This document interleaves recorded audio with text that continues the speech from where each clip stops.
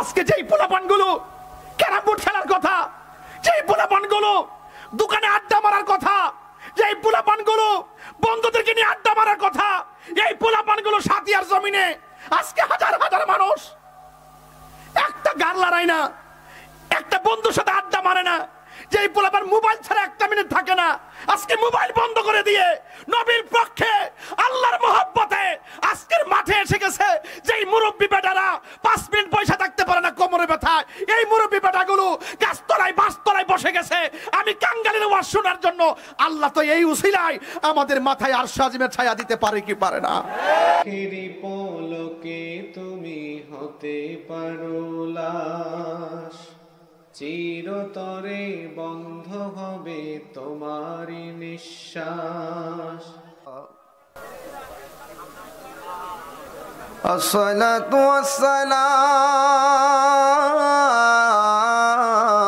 والسلام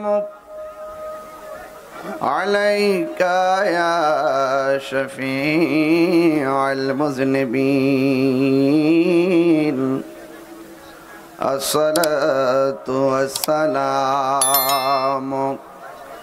عليك يا رحمة للعالمين، اللهم صل على سيدنا مولانا محمد وعلى آل سيدنا।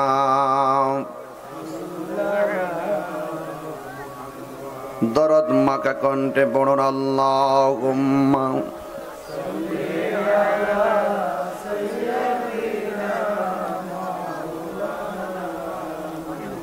ওয়া আলা আলি সাইয়্যিদিনা।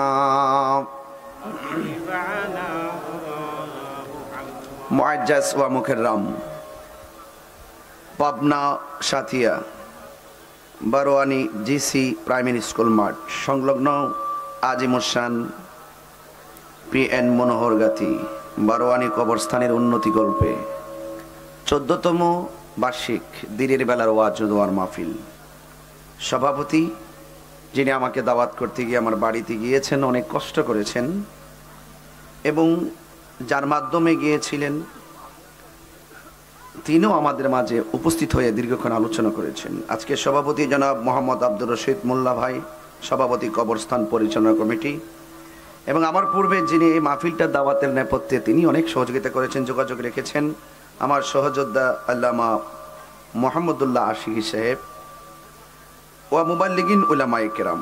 আজকের মাহফিলের প্রধান অতিথি মাননীয় ডেপুটি স্পিকার, বাংলাদেশ জাতীয় সংসদ ও সাবেক স্বরাষ্ট্র প্রতিমন্ত্রী, বীর মুক্তিযোদ্ধা আলহাজ অ্যাডভোকেট শামসুল হক টুকু সাহেব, এবং আমাদের মাঝে সদ্য নবনির্বাচিত চেয়ারম্যান যিনি বক্তব্য রেখেছেন, সাতিয়া উপজেলা পরিষদের নবনির্বাচিত চেয়ারম্যান জনাব সুহেল রানা খোকন ভাই, এবং ভাইস চেয়ারম্যান জনাব স্বপন ভাই, এবং আজকের মুখ্য আলোচক ধলাউড়ি ইউনিয়ন পরিষদের মান্যবর চেয়ারম্যান, কর্মী বান্ধব মানুষ জনাব জরিফ আহমদ মাস্টার সাহেব সহ ওয়া মুবাল্লিগিন উলামায়ে কেরাম, আমার চোখে দেখা উপজেলা নির্বাহী অফিসার মহোদয়, অফিসার ইনচার্জ, আরও অনেক গণ্যমান্য ডেমরা ইউনিয়ন পরিষদের চেয়ারম্যান সহকারে অনেক অতিথিবৃন্দরা, মেম্বার, গণ্যমান্য ব্যক্তিবর্গ, উলামায়ে কেরাম, মসজিদের ইমাম এবং খতিববৃন্দরা এসেছেন।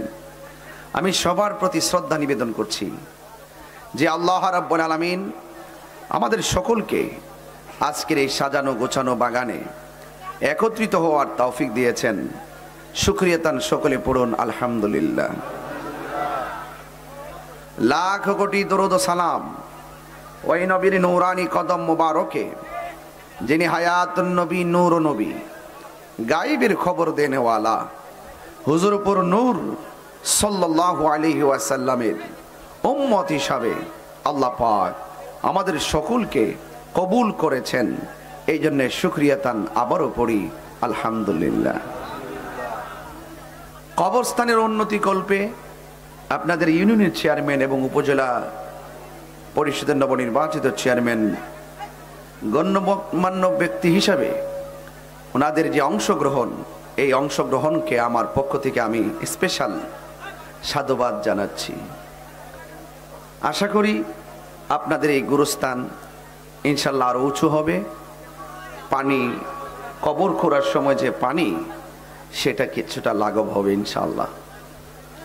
আর এটাই তো থাকবে রে বাবা, গুরুস্থান তো আমাদের আসল বাড়ি।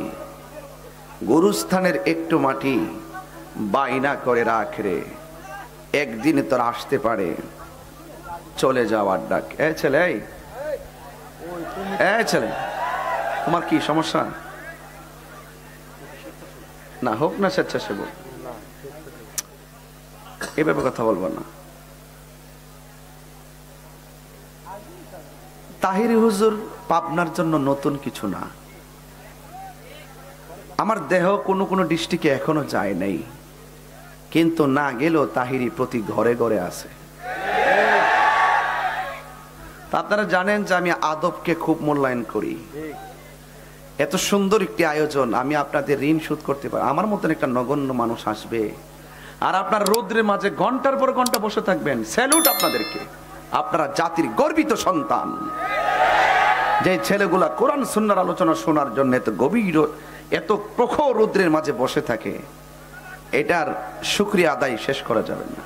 আপনাদেরকে আমার পক্ষ থেকে আবারও ধন্যবাদ জানাচ্ছি। কথা বলবেন না, নীরব থাকবেন। কারা কারা নবীর পক্ষে আছেন একটু হাত তোলেন, দুই হাত সোজা করেন, একদম দুই হাত সোজা করেন। আমি স্মৃতিটা নিয়ে যাই, একদম সোজা করেন।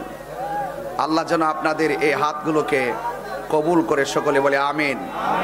আর জবান খুলে গণ আমিন, মোহাব্বতে গণ আমিন। আপনার খুশিতে সবাই ইনশাল্লাহ আল্লাহ যেন আপনাকে কবুল করে। আমিন গণ। স্মৃতি নিয়ে গেলাম।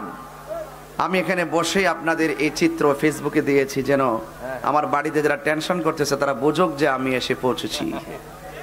কথা বলেন ঠিক কিনা?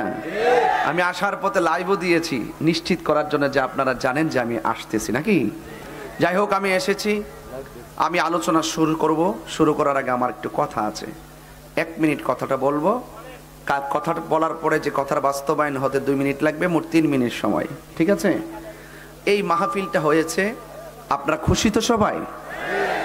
আমি অনুরোধ করব আপনাদেরকে, যদি পকেটে 1 টাকা থাকে অথবা 100 টাকা থাকে, যার যতটুকু তৌফিক আছে সেই তৌফিক অনুযায়ী আপনারা পকেটে হাত দিয়ে কিছু দিয়ে যাবেন। এই হাদিয়াটা একদিন উহুদ পাহাড় পরিমাণ নেকি হয়ে দাঁড়িয়ে যাবে। আর হাসরের মাঠে 7 শ্রেণীর মানুষকে আল্লাহ পাক আরশের নিচে ছায়া দিবেন। এর মধ্যে 1 শ্রেণী হলো দানশীল ব্যক্তি। আর সাখী ও হাবিবুল্লাহ, দানশীল ব্যক্তি হলো আল্লাহর বন্ধু। তো আপনাদের কাছে আমার ছেলেরা, অ্যামাজিং ফিগার যারা রয়েছেন, যুবক, সাদা ড্রেস পরিহিত অবস্থায়, ওনারা ব্যাগ নিয়ে আসবে। আপনারা একটা হাত যেন খালি না যায়। আমি পরে বলবো না, এখনই বললাম। আর এক ভাই, তরিক ভাই, দিয়ে দিয়েছেন নগদ 500 টাকা। আমি যাইছি মাত্র 10 টাকা, এসে গেছে 500 টাকা। আসলে ধন হলে চলে না, মনও লাগে। কথা বলেন ঠিক কিনা বলেন?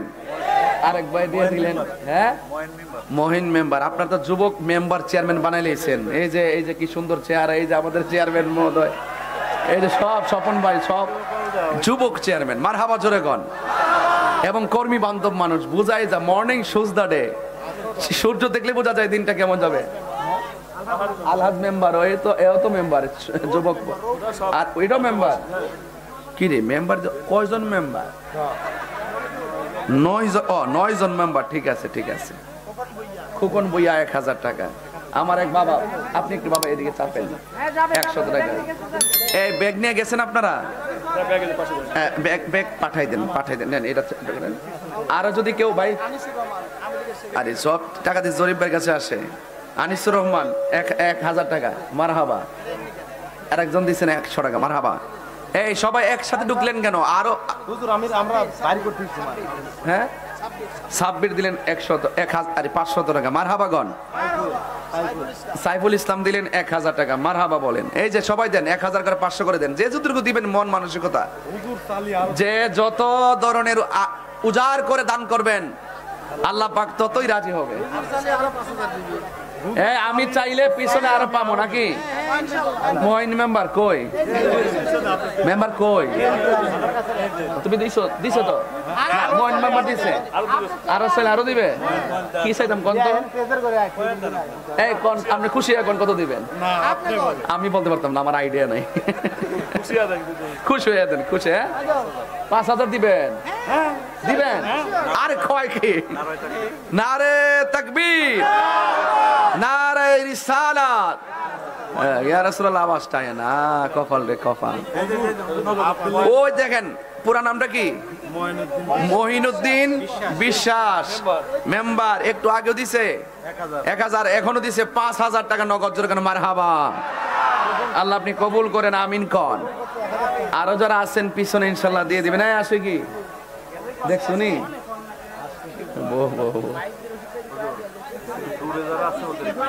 বাপ, এটা আনুম একটু করে। আপনারা ব্যাগ নিয়ে গাছতলায় যাবেন, আমার মা বোনদের কাছে যাবেন। একদম ওই রোডের পাশে যারা গাছতলায় দাঁড়িয়ে আছে, এসির নিচে, আরে বাতাসের নিচে, গাছের নিচে, আপনার তাদের কাছেও যাবেন। যাইয়া যে যা দে তা নিয়ে আসবেন ইনশাল্লাহ। বলেন না কেন? সবাই যান, আল্লাহর ওয়াস্তে সবাই দিবেন। এই যে বাবারা, এই আপনারা মাঝখানে দাঁড়াইছেন, বসুন, সবাই বসুন। এবার একটু জিকির করেন, লা ইলাহা লা ইলাহা লা ইলাহা ইল্লাল্লাহ লা ইলাহা ইল্লাল্লাহ মুহাম্মাদুর রাসূলুল্লাহ সাল্লাল্লাহু আলাইহি ওয়াসাল্লাম। জবানটা খুলে বলুন আলহামদুলিল্লাহ। আমি আলোচনায় ঢুকে গেলাম। এ সাথী আর বন্ধু, ও আমার পিএন মনোহর গাতি বারোয়ানি কবরস্থানের উন্নতি করবে। বারোয়ানির বন্ধুরা, সাথিয়ার বাবারা, ডেমরার বাবাজিরা, যত জায়গা থেকে আপনারা সবাই এসেছেন, আমার সাথে কথা বলতে হয়, চুপ করে বসে থাকলে চলবে না। আপনারা জবান খুলে বলুন হায়াতের মালিককে, ইজ্জতের মালিককে। এ আমার যুবক ভাইয়েরা, পায়ের মধ্যে হাত দিয়া বলি, আল্লাহ বলছেন দুইটা কোয়ালিটি যার মধ্যে থাকবে, এই মানুষটা কোনোদিন ক্ষতিগ্রস্ত হবে না, এই মানুষটা কোনোদিন জাহান, এই মানুষটা দুনিয়াতে লাভবান হবে, আখিরাতেও লাভবান হবে। এখন বলবেন হুজুর সেই দুইটা কোয়ালিটি কি? এটা কোন মোল্লার কথা নয়, এটা হলো স্বয়ং আমার আল্লাহর কথা। আল্লাহ রাব্বুল আলামিন কোরআনে বলে দিয়েছেন, ইল্লাল্লাযীনা আমানু ওয়া আমিলুস সালিহাত।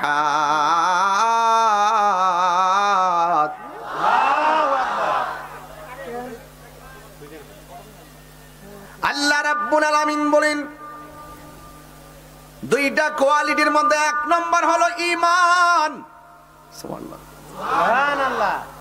দুই নম্বর হলো নেক আমল। এই দুইটা কোয়ালিটি যার মধ্যে থাকবে, সেই ব্যক্তিটা দুনিয়াতে লাভবান, আখিরাতেও লাভবান। এখন প্রশ্ন হলো, যদি এই দুইটা কোয়ালিটি মানুষের মাঝে না থাকে, তাদের কি অবস্থা হবে? আল্লাহ রাব্বুল আলামিন কোরআনের মধ্যে বলে দিয়েছেন, ইন্নাল ইনসানা লাফি খুসর। এই দুইটা কোয়ালিটি যদি মানুষের মাঝে না থাকে, ঈমান যদি না থাকে, আমল যদি না থাকে, তারা দুনিয়াতেও ক্ষতিগ্রস্ত, আখিরাতেও ক্ষতিগ্রস্ত, কবরের ভিতরেও ক্ষতিগ্রস্ত। জোরে কোন ঠিক কিনা?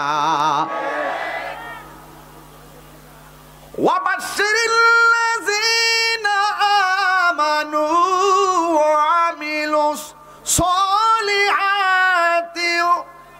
আল্লাহু আকবার বলেন না। যারা জান্নাতের শুভ সংবাদ তাদের জন্য, যারা ঈমানদার এবং যারা নেক আমল করে, তোমাদের জন্য আল্লাহ রাব্বুল আলামিন জান্নাতের নিচে নহরগুলা প্রবাহমান করে দিবেন।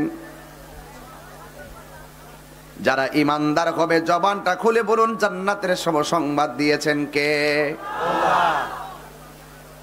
এই দুনিয়াদারি থাকবে না, একদিন এই দুনিয়া ছেড়ে চলে যেতে হবে। সাতিয়ার বারোয়ানির গুরুস্থানের মাঝে যায়া দেখেন, একটা কবরের পাশে আর একটা কবর মাত্র 1 হাত দূরত্ব। এই কবরে আযাব হইতেছে, এই আযাবের ভাগ, কষ্টের ভাগ পাশের কবরের মানুষ নেওয়ার কোনো ক্ষমতা নাই।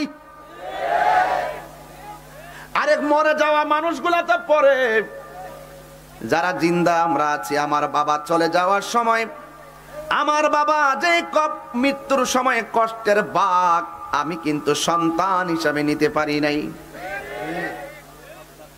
তার মানে বোঝা গেল সুখের ভাগ নেওয়ার সুযোগ নাই, কষ্টের ভাগ নেওয়ার কোনো সুযোগ নাই। এমন ভাবে তুমি আমি দুনিয়ায় চলতেছি। আল্লাহ বলেন, ইন্নাহু হুয়া ইউবদিউ ওয়া ইউঈদ। আচ্ছা, কোরআন শরীফ পড়লে কি আপনার কষ্ট হয় আপনাদের কাছে? মানে শান্তি লাগে কিনা? কিন্তু আমি যে 2 ঘন্টা ওয়াজ করি, এইগুলা কিন্তু মানুষে দেখে না। এই যে তো আয়াত পড়তেছি, এইগুলা কিন্তু কেউ গবেষণা করে না।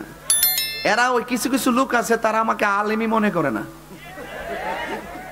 আমি ক্লাস 2 থেকে মাদ্রাসা পড়লাম, একদম কামেল টাইটেল হাদিস ফিকহ পর্যন্ত মাস্টার্স করলাম। জীবনে 2 রুল নং ছিল না, রুল নম্বর 1 ছিল সারা জীবন। কত সেলিব্রিটি আর কত মেধাবী ছাত্রের সাথে আমি লড়াই করছি। আর এত কামেল পাস করার পরে 22 বছর পর্যন্ত আমি ওয়াজ করি, 21 বছর আমি চিফ গেস্ট। এবং নাম যদি আমার 4 নম্বর থাকতো, আমি সবার পরে ওয়াজ করতাম এখনো পর্যন্ত। এরপর কিছু লোক আছে আমার এই কোরআন তেলাওয়াত গুলো তারা ফলো করে না, আর জানলেও এটা গোপন রাখে, পাবলিকের মাঝে আমাকে শুধুমাত্র ব্যক্তিগত অ্যাটাক করে। ওরা যত অ্যাটাক করে আমি তত ফেট আপ হতে চাই, কিন্তু ফেট আপ হই না। আমি আমার কাজ করে যাই। জিন্দা থাকলে নিন্দা হবে, প্রশংসা হবে, স্মরণ সভা। চেয়ারম্যান যদি আজকে গুরুস্থানে মাটি দিয়া যায়, চেয়ারম্যান চলে গেলে চেয়ারম্যানের মাটিটা কথা বলবে। কথা বলেন ঠিক কিনা বলেন? মানুষ কয়েকটা কারণে হিংসা করে, ওই তার মধ্যে যা আছে যদি আমার মধ্যে তা না থাকে। আমি মনে করছি শাহনাই এই তেলাওয়াত করছে, আমি কিন্তু হাফেজ না বাজান, আমি হাফেজও না কারিও না, আমার ভুল হইতে পারে। আমার মাখরাজ হয়েছে একটু আগে টান দিছি, অর্ধেক ভুলে গেছি, পরে রাখিয়া দিছি ডরে, যদি ভুলে গেলে তবে এটা ছেড়ে দিব। এই যে পারি না তো শব্দ না, পারি, এটা একটা ভাব আর কি। আমি কি বুঝাইতে পারতেছি আপনাদেরকে? আজ আসার আগে কত কাহিনী, যে কত ফোন টোন দিছে, এবার লাইভ দিছি, বুঝাইছি যে তাহিরি হুজুর ওয়াদা করলে ওয়াদা মিস করে না। দেহের ভিতরে রুহ থাকলে তাহিরি আসবে, আর পাপ না তোলে তাহিরির বাড়িঘর। আপনাদের শামসুল হক টুকু মহোদয় আমাকে কত মহব্বত করে আপনি জানেন। ওনার সাথে আমি লাইভ অনুষ্ঠানে করেছি, এবং তিনি নির্বাচনের আগে অনেক শিডিউল চেয়েছিলেন আমি এলাকাতে একটা মাহফিল দেওয়ার জন্য। আমি দিতে পারি নাই, আমি সময়টা বের করতে পারি নাই, আজকে অনেক মিস করতেছি। যাই হোক, সবকিছু মিলে আপনার সাথে আমার মতাদর্শের ভিন্নতা থাকতে পারে, কিন্তু আমি যদি সঠিক কথা বলি আপনি আমার কথা মানতে বাধ্য। আমার সঠিক কথাও যদি আপনার কাছে ভালো না লাগে, বুঝতে হবে ডাল মে কুছ কালা হ্যায়, এটা প্রতিহিংসা। কথা বলেন ঠিক কিনা? হাত তুলে বলেন ঠিক কিনা বলেন। তেলাওয়াত করলে খারাপ লাগে?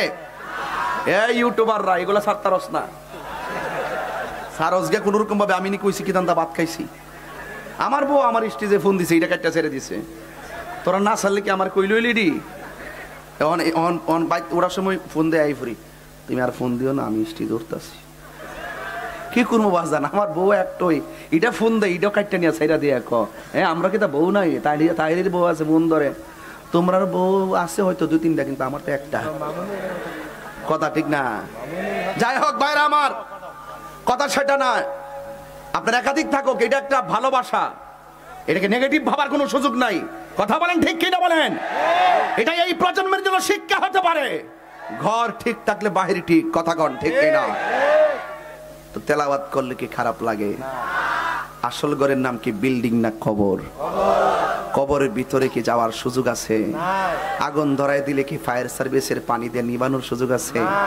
ওই চেয়ারম্যান সাহেব কি বলছেন যে আমি মাটি দিব, গুরুস্থানের একটু মাটি বায়না করে রাখে রে, এখনই তোর আসতে পারে চলে যাওয়ার ডাক। ওরে মন,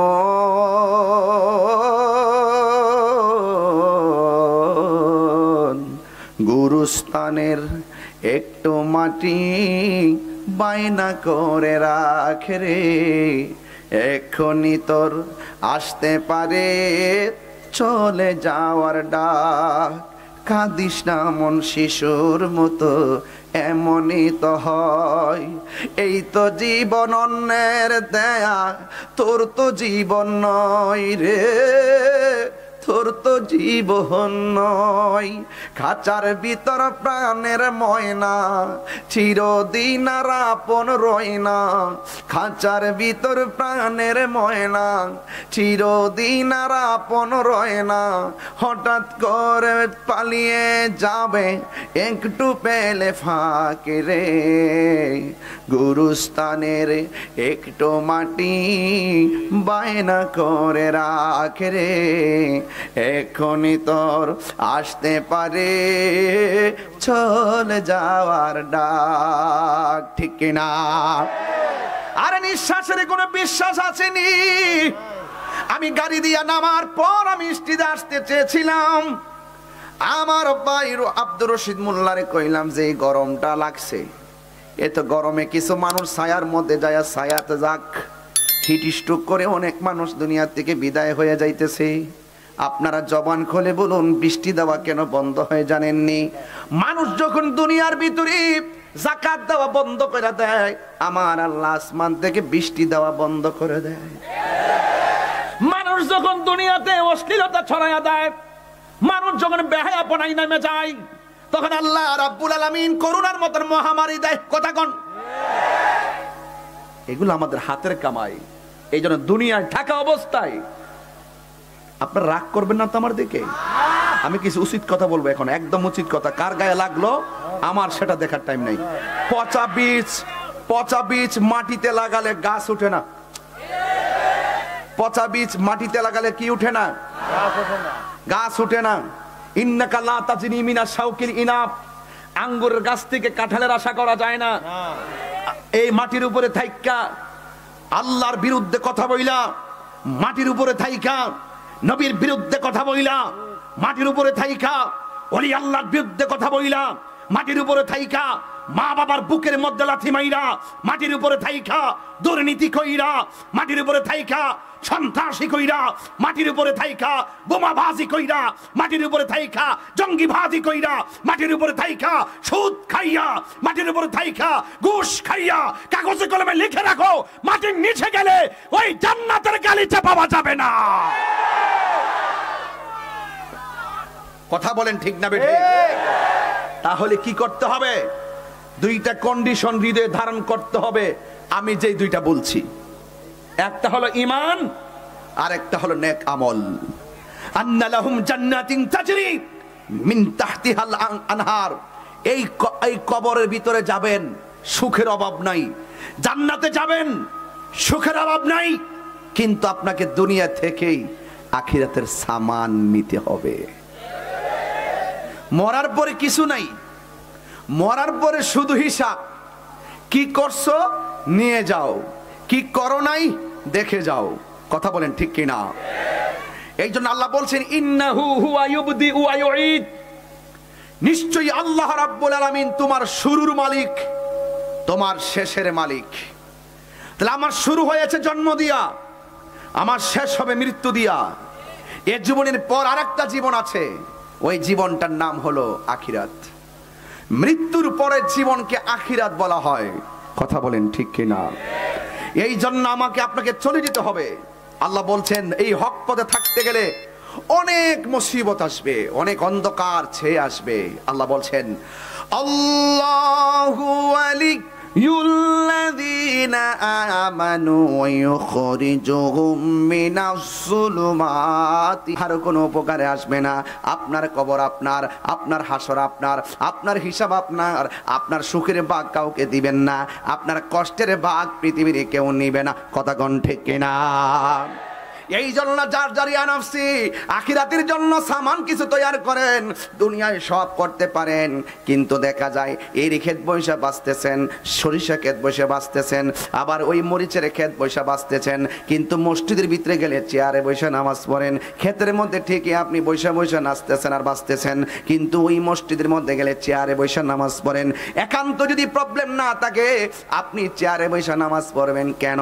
প্রবলেম থাকলে আপনি দাঁড়ায় না পারলে বৈশা পড়বেন, বৈশা না পারলে শুয়া পড়বেন, শুয়া না পড়লে ইশারায় পড়বেন। আর একান্তই যদি সমস্যা হয় তাহলে মসজিদের কোনায় কোনো রকম বসে নামাজটা পড়েন, অসুবিধা নাই। কিন্তু একটা কথা মনে রাখবেন, এই পাগুলা অচল হওয়ার আগে যখন সচল থাকে তখন থেকে বেশি বেশি ইবাদত করতে হবে। কথা বলেন ঠিক কিনা?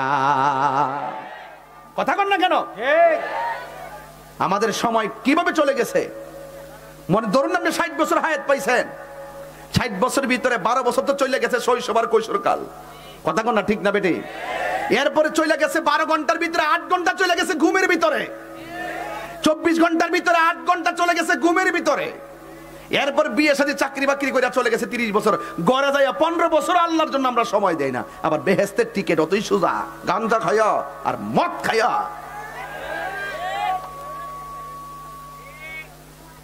এই যুবক ছেলেরা, তোমাদেরকে বলছি,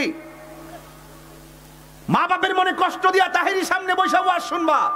তোমার মতো শ্রোতা তাহিরি দরকার নাই। যেই পিসাব বলবে মা বাপের খেদমত লাগতো না, এটা পিসাব না, এটা পেশাব।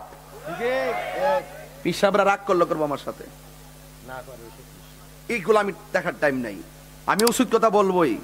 যুবক, নেশা করলে 1 নম্বর বাপের টাকা নষ্ট হয়, 2 নম্বর আপনার মেধাটা নষ্ট হয়, 3 নম্বর আপনি ফিজিক্যালি দুর্বল হয়ে যাবেন, 4 নম্বর মা বাবার স্বপ্ন ভেঙে টুকরা টুকরা হয়ে যাবে, 5 নম্বর সমাজের মধ্যে আপনার মূল্যায়ন কমে যাবে, 6 নম্বর আপনি রাস্তার মধ্যে যদি আপনার বাপের দেখেন যাই কবেন, বায়া আমার টেহা দিন।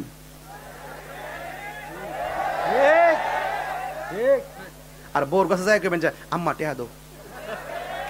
কারণ ওই যে এটা কি আসে না গেছে, এটা আসে না গেছে। মানে নেশা করলে ব্রেন শেষ হয়ে যায়, সামাজিক মূল্যবোধ শেষ হয়ে যায়, হিতাহিত নলেজ শেষ হয়ে যায়, বোনের মর্যাদা কমে যায়, ভাইয়ের মর্যাদা কমে যায়, বাপের মর্যাদা কমে যায়। আজকে থেকে ওয়াদা করো, জীবনে কোনোদিন নেশা করব না, মা বাপের চোখের পানি ফেলে কাঁদাবো না। হাত তুলে বলেন, হাত তুলে বলেন রাজি আছেন সবাই আমার সাথে? হাত নামা, তাইলে কবরে গেলে কিছুটা বাঁচতে পারবেন। জবানটারে পবিত্র রাখেন। আর আজানটা দেওয়ার সময় আজানটা শুনলেই কিছু কিছু পোলাপান ক্যারাম বোর্ড খেলে।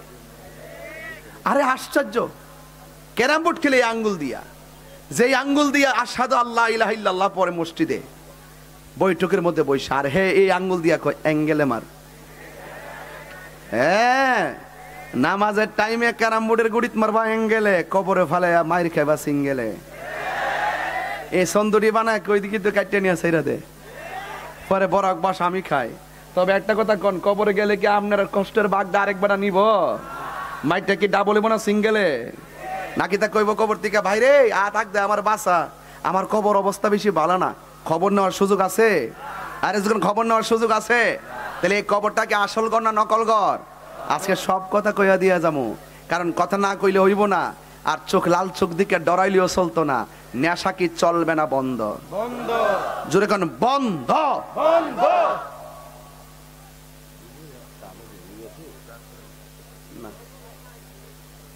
আচ্ছা, আবার নিয়ে যাওয়ার সময় আমার দরে কেউ হ্যাঁ যদি আবার নেশার বিরুদ্ধে ওয়াজ করছে কি লেগে সুযোগ আছে? যে 3 জন জোয়ান চেয়ারম্যান বানাইছেন, এই চেয়ারম্যান যদি মনে করেন যে আজকে যদি এসে শুনতাম যে ওই আগামী 21 তারিখে নির্বাচন হইব, তাহলে আমি এসে আজকে ওয়ার্ক করলাম বলে অনিয়ানে বসে শুনি যে চেয়ারম্যান হয়ে গেছে। মাশাআল্লাহ, তো আর চেয়ারম্যান পাইছি 3 জন, মার হাবা জোরে গন, যাক আলহামদুলিল্লাহ গন। তা আপনারা কি খুশি হয়েছেন কিনা?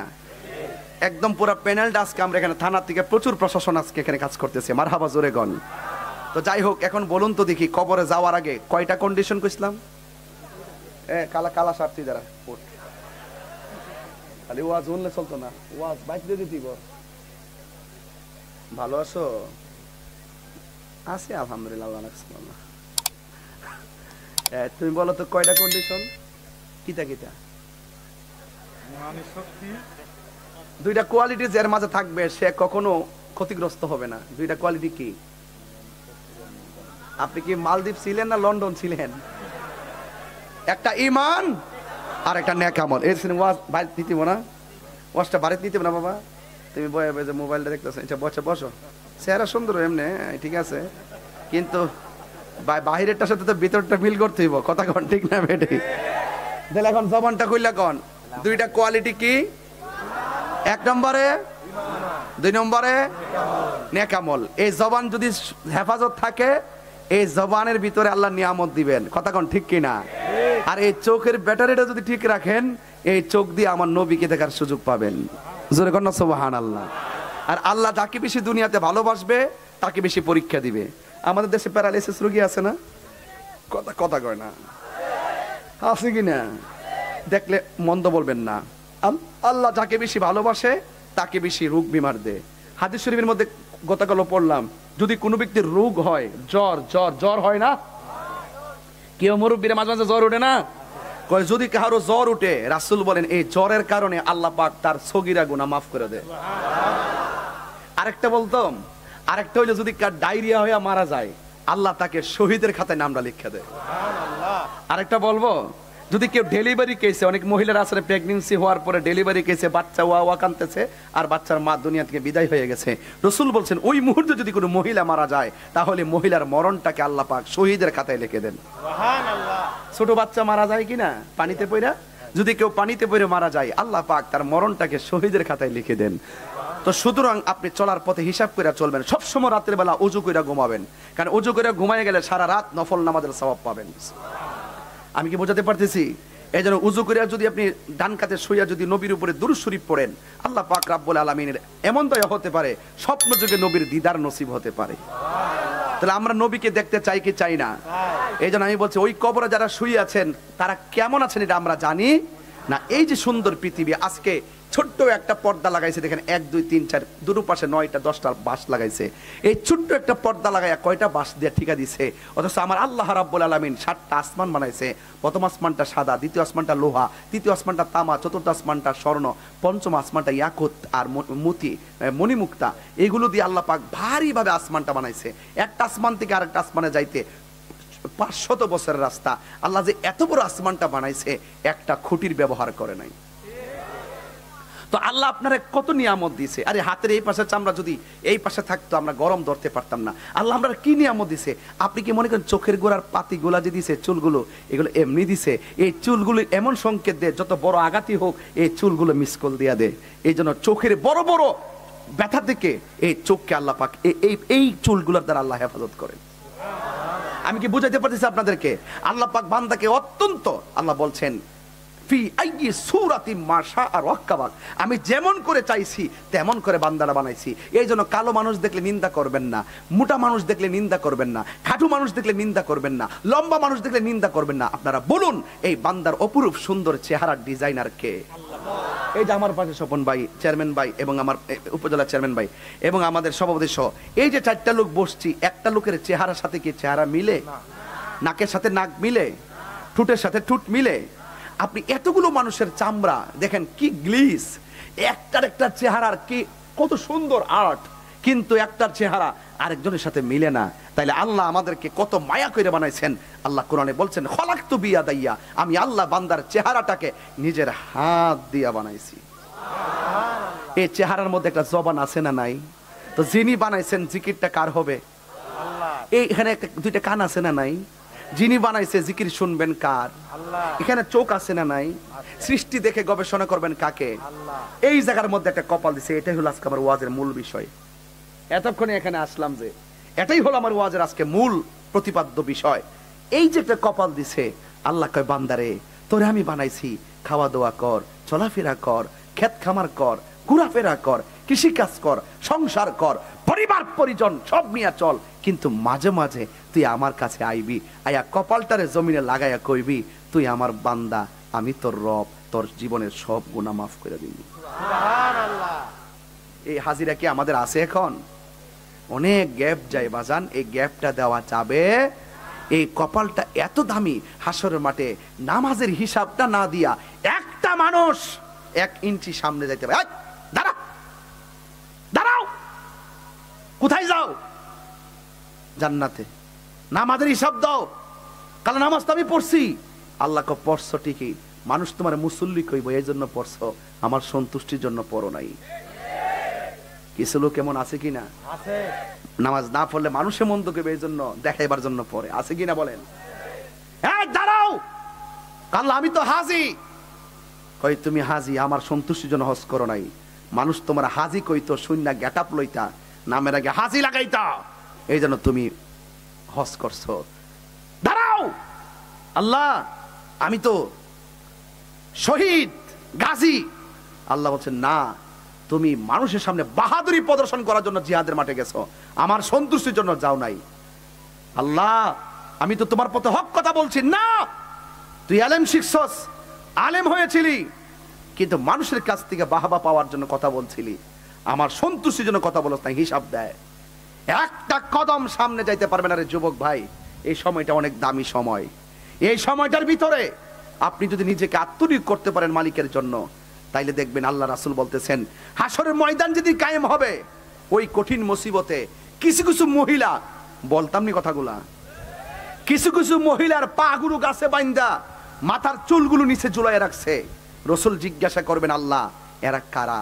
কয় এরা দুনিয়ার ওই সমস্ত নারী যারা স্বামীর অনুমতি ছাড়া রাস্তাঘাটে বেপরদায় চলাফেরা করেছে। নামাজ যেমন ফরজ, পর্দাও তেমন ফরজ।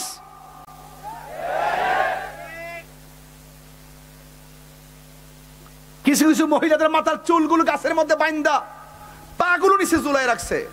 জিজ্ঞেস করছে, আল্লাহ তারা কারা? কয় তারা বেপরদায় চলাফেরা করত। 2 নম্বর। 3 নম্বর হলো, এক শ্রেণীর মানুষদেরকে কোটি কোটি সর্প দৌড় দেওয়াইবে, সাপের ডরে মানুষ দৌড়বে, হাসর মাটিকে দৌড়ে শেষ করতে পারবে? এক পর্যায়ে মানুষ ক্লান্ত হয়ে যাবে, সাপগুলো ফনা তুল্লা দাঁড়ায় যায়, এইভাবে দাঁড়াবে। সাপ কি আশীর্বাদ না অভিশাপ? আনন্দের ব্যাপার না ভয়ের ব্যাপার? কোটি কোটি সাপ এমনি দাঁড়ায় যাইব। তখন বান্দা জিজ্ঞাসা করব, তুমি দাঁড়াইলা কেন? সাপ বললে, বেশি কথা কইস না, হাতটা সামনে বাড়ায় দেয়, না বাড়ায় দিলে কিন্তু সবল দিমু। এই সাপের বিষাক্ত কেমন জানেন? একটা সাপ যদি এই জঙ্গলার ভিতরে শুধু শ্বাসটা ফেলতো, গাছগুলো বিষের যন্ত্রণায় মারা যেত। এমন ভয়ঙ্কর সাপ।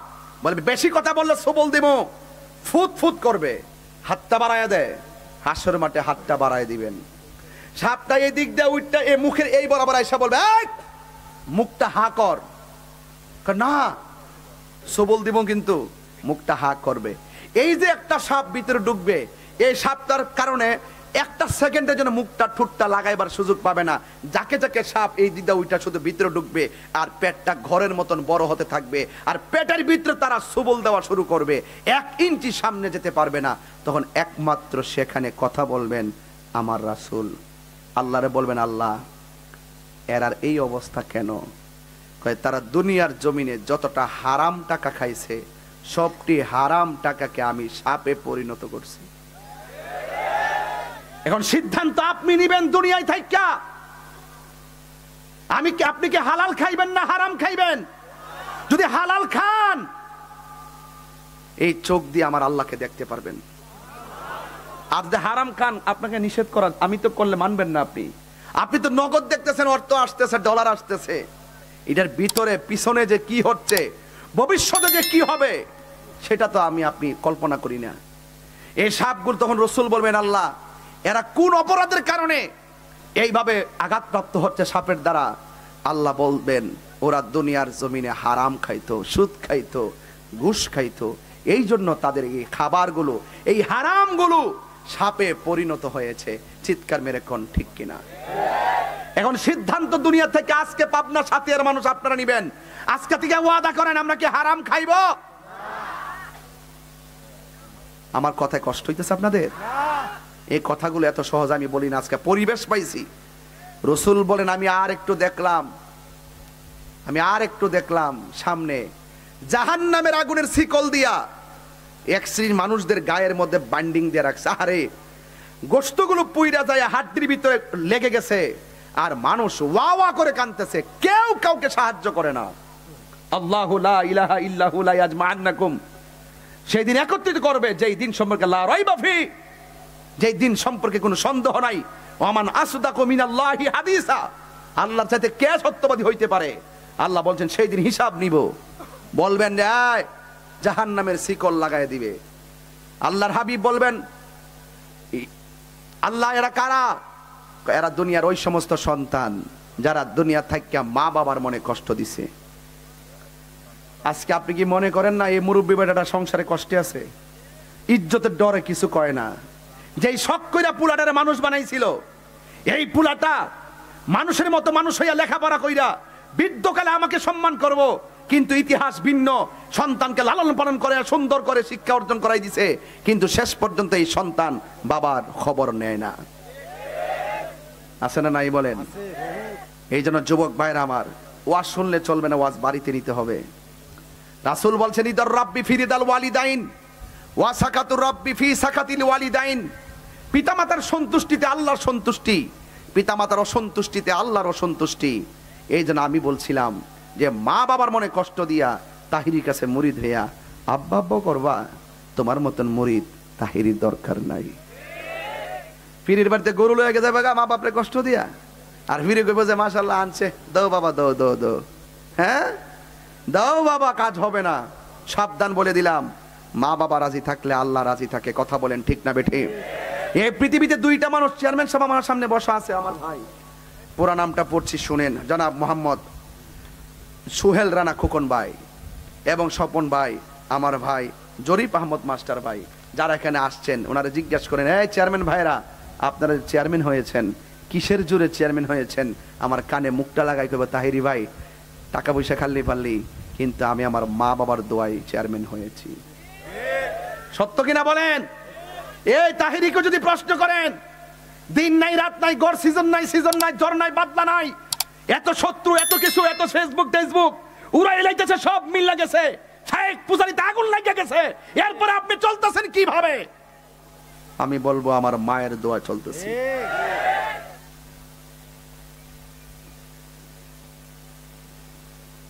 এই পৃথিবীতে একটা মানুষ নিঃস্বার্থে দোয়া করে। আমার ওয়াজ খারাপ লাগলে কিছু করার নাই, কিন্তু কথাগুলো গুরুত্বপূর্ণ। আমি অনেক কথা নিয়ে আইছিলাম আজকে, এই মুহূর্তে 20 মিনিটে আমার এই জায়গাতে রৌদ্রটা খুব বেশি লেগে গেছে, আমি নিজেই খুব কষ্টের মধ্যে আছি। এরপর কথাগুলো বলতেছি, কষ্ট নিয়ে বলতেছি। আমি বিশ্বাস করি এই সূর্যের আলোর চাইতে কোটি গুণ তাপ হবে হাসরের মাঠ।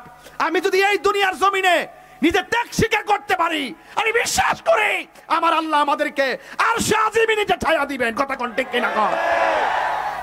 আজকে যেই পোলাপানগুলো ক্যারাম বোর্ড খেলার কথা, যেই পোলাপানগুলো দোকানে আড্ডা মারার কথা, যেই পোলাপানগুলো বন্ধুদেরকে নিয়ে আড্ডা মারার কথা, এই পোলাপানগুলো সাতিয়ার জমিনে আজকে হাজার হাজার মানুষ একটা গান লড়ায় না, একটা বন্ধুর সাথে আড্ডা মারে না, যেই পোলাপান মোবাইল ছাড়া একটা মিনিট থাকে না, আজকে মোবাইল বন্ধ করে দিয়ে নবীর পক্ষে আল্লাহর মহব্বতে আজকের মাঠে এসে গেছে।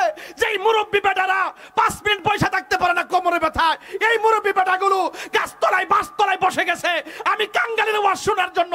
আল্লাহ তো এই উসিলায় আমাদের মাথায় আরশে আজিমের ছায়া দিতে পারে কি পারে না? এই জন্য যুবক, আমরা নামাজ দিয়ে পার হইতে পারতাম না, একটু উসিলা দিয়ে যদি পার হয়, নাইলে আমরা কোনো উপায় নাই। যেই নামাজ আমরা ছাইরা দিছি, যেই নামাজ আমরা হাসতে হাসতে ছাইরা দিছি, এই কাজান আমাদের বিচার যদি করে, জাহান্নাম ছাড়া আমরা কোনো উপায় নাই। এই জন্য আজকের এই কষ্টটা আমার লাইফের ইতিহাস হয়ে থাকবে। আমি এখন বুঝতেছি রোদ্রের তাপে ঘন্টার পর ঘন্টা আপনারা বসেছিলেন। আপনারা যুবক ভাইরা জবান খুলে বলুন, আমরা আল্লাহকে ভালোবাসতে চাই কি চাই না? আমরা নবীকে ভালোবাসতে চাই কি চাই না? হাসরের ময়দানে মানুষ নাফসি নাফসি বলে কাঁদবে, হাসরের ময়দানে মানুষ নাফসি নাফসি বলে কাঁদবে। ছাতা বন্ধ করেন ভাই, আমি তাদের সঙ্গে সঙ্গী হতে চাই। ওরা কষ্ট করছে, আমি কষ্ট করতে চাই। কথা বলেন ঠিক না ঠিক? আরে বাবা, নেতা হইলে চলবে না, কর্মীর দুঃখ বুঝতে হবে। আজকে আমরা বাঁচতে হয় নবীকে নিয়ে বাঁচবো, আমরা আল্লাহর ইবাদত করব। আমরা বিশ্বাস করি এই দুনিয়ার জমিনে যদি আমরা নবীর জন্য যদি জীবন দিতে পারি, হাসরের মাঠে জান্নাতের টিকিট আছে না নাই? আরো জোরে বলো, আছে না নাই? এই জন্য আমার যুবক ভাইরা জবানকে পবিত্র রাখতে হবে। মা বাপের মনে কষ্ট দেওয়া যাবে না, নামাজ ছাড়া যাবে না, হারাম খাওয়া যাবে না। মা বোনদেরকে বলছি, বেপরদায় চলা যাবে না। মনে রেখো, হিসাব আল্লাহর কাছে দিতে হবে। আজকে আমি তাহিরি যখন কোনো কথা বলি, ঠান্ডা মাথায় কথা বলি। এই যে রৌদ্র লাগছে, হাসরের ময়দানে মাঠটা কি হবে আপনি জানেন? বা পায়ের নিচে থাকবে থামার মাটি, মাথার 8 বিঘা উপরে থাকবে এই সূর্যের তাপ কিসের? এটা তো একটা মুখের 99 ভাগের 1 ভাগ। আর হাসরের মাঠে 12টা মুখের 12টা মুখ তোমার মাথার উপরে তাপ দিবে। মাথার যে এই খুলিটা আছে, এই খুলিটা সেকেন্ডের ভিতরে উড়ে যাবে। মগজগুলোর উপরে তাপ লাগার পরে বাতের মারের মতন টকবক করবে। এই শরীরের ঘাম পড়তে পড়তে নিচে পানি হবে। এই পানিটা জাহান্নামের আগুনের চাইতে গরম হবে, দুনিয়ার আগুনের চাইতে 70 গুণ গরম। এই পানিটার ভিতরে আপনার পা থাকবে। গুনাহ যতটুকু হবে ততটুকু পানি ঝরবে। কেউ গুনাহ অনুযায়ী গিরা পানিতে, কেউ গুনাহ অনুযায়ী হাঁটু পানিতে, কেউ গুনাহ অনুযায়ী কোমর পানিতে, কেউ গুনাহ অনুযায়ী গলা পানিতে, কেউ গুনাহ অনুযায়ী মাথা উড়াইনা পানিতে। গোশতগুলো ওই যে পোল্ট্রি মুরগি মেশিনে দিলে যেমন করে পাখাগুলো খুলে যায়, গোশতগুলো হাড্ডি থেকে এইভাবে খুলে গিয়ে কঙ্কাল হয়ে যাবেন। 1 দিন না 2 দিন না, এইভাবে আপনি 50,000 বছর থাকবেন।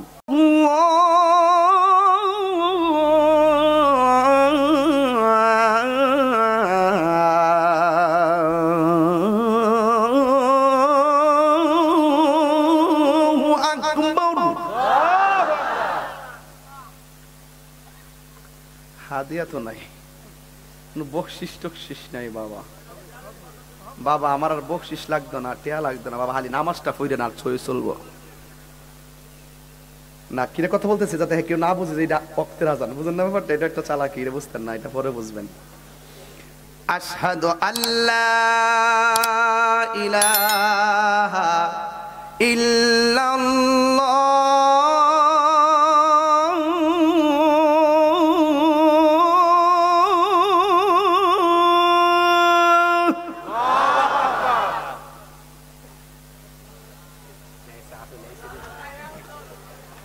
أشهد أن لا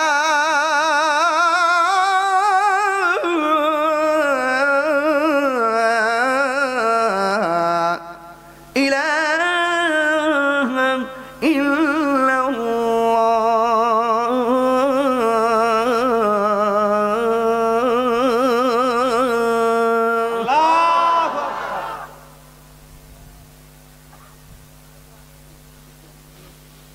أشهد أن محمدا رسول الله.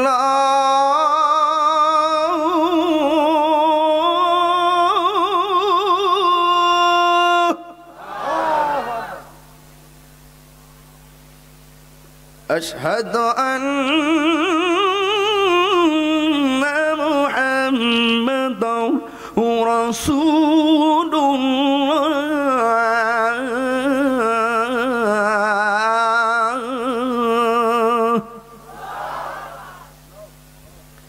এখনো যে আল্লাহু আকবারটা এমন জোরে বলবেন যে আওয়াজটা পুরা মাহফিলে হয় নাই।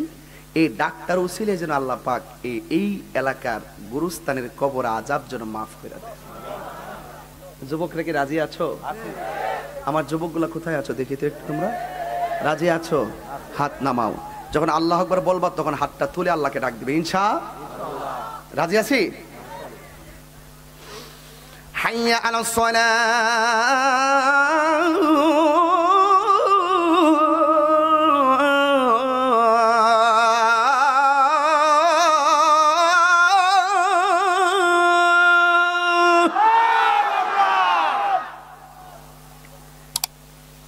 حي على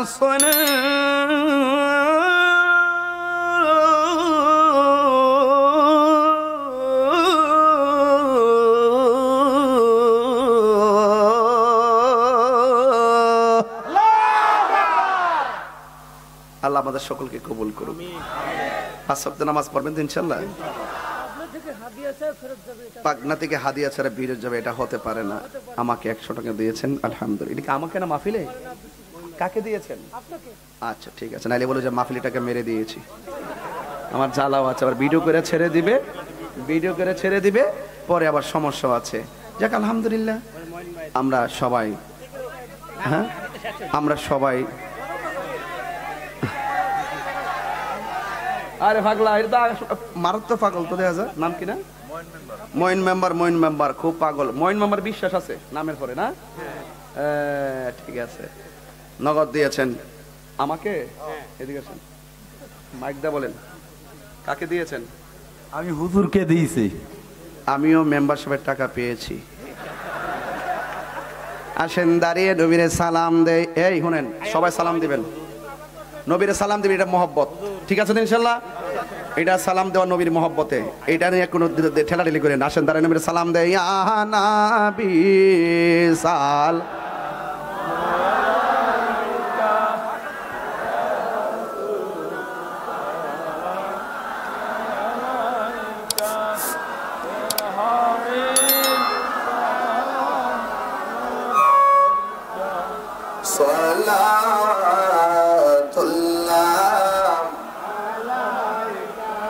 দরদি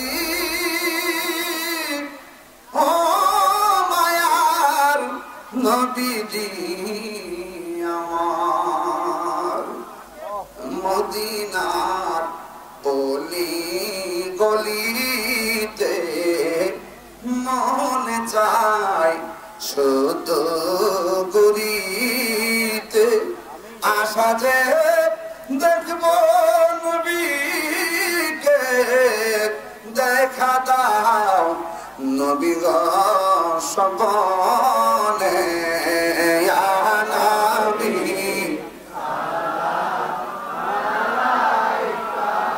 ইয়া রাসূল সালাম আয়া হাবিব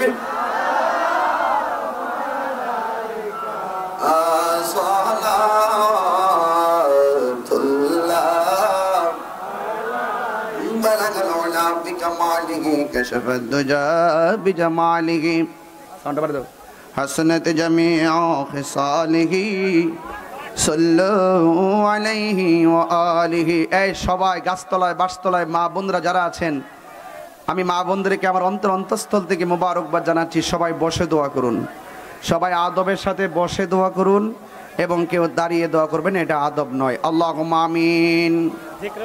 রব্বানা যালামনা আনফুসানা ওয়া ইল্লাম তাগফির লানা ওয়া তারহামনা লানাকুনান্না মিনাল খাসিরিন। রব্বিগফিরলি ওয়া লিওয়ালিদাইয়া ওয়া লিল মুমিনিনা ইয়াউমা ইয়াকুমুল হিসাব।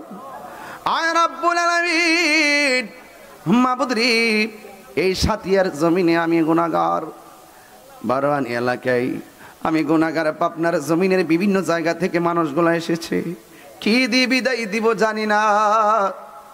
শুধু একটা কথা, শয়তানের কুমন্ত্রণা থেকে বাঁচাইয়া আমরা সবাই রে 5 ওয়াক্ত নামাজি বানাইয়া দিও আল্লাহ। দ্বিতীয় ফরিয়াদ করি, আমরা রে মা বাবার আশেক বানাইয়া দিও আল্লাহ। হারাম থেকে বেঁচে থাকার তৌফিক দিয়া দিও। জানি না কার জানে আব্বা নাই গো, কার জানে আম্মা নাই। ওই আব্বা আম্মা যার কবরে, কবরটাকে জান্নাতের বাগান বানাইয়া দিও। আর আসতে পারি কি পারি না জানি না, যতদিন দুনিয়াতে বাঁচাইয়া রাখবা আল্লাহ তোমার ইবাদত নবীর মহব্বত করার তৌফিক দিয়ে দাও। গুরুস্থানের কবর আযাব তুমি বন্ধ করে দাও আল্লাহ। চেয়ারম্যান মহোদয়গণ যারা অতিথিরা এসেছেন, আল্লাহ সবাইকে আপনি ন্যাক হায়াত দান করে দেন, সমাজের কল্যাণে বারবার কবুল করেন। আল্লাহ আমার মা বোনদেরকে পাগলনি রহিমার সঙ্গে জান্নাতে রাখিয়েন। আল্লাহ স্বামীর খেদমত করার তৌফিক দিয়ে দাও। দাম্পত্য জীবনে সুখের চাদর বিছিয়ে দাও। জীবনে কোথাও যাইতে পারি কি পারি না জানি না, মদিনা না দেখাইয়া কবর দেশের ডাক দিও না গো।